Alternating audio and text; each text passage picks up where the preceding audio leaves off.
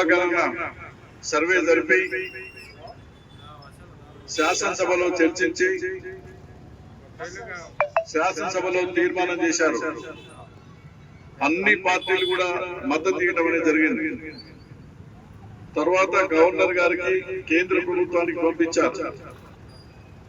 Governor గారు కేంద్ర ప్రభుత్వం కాక దీన్ని ఆమోదించినట్టయితే ఇప్పటికే ఎన్నికలు జరిగేది, ప్రశాంతంగా తెలంగాణలో స్థానిక ఎన్నికలు జరుపుకొని పాలక వర్గాలు కూడా రావడానికి అవకాశం ఉండేది. ఎందుకంటే ఇప్పటికే సంవత్సరం అవుతుంది స్థానిక సంస్థల పాలక వర్గాల గడువు అయిపోయి ఇవాళ అధికారుల పరిపాలన జరుగుతూ ఉంది.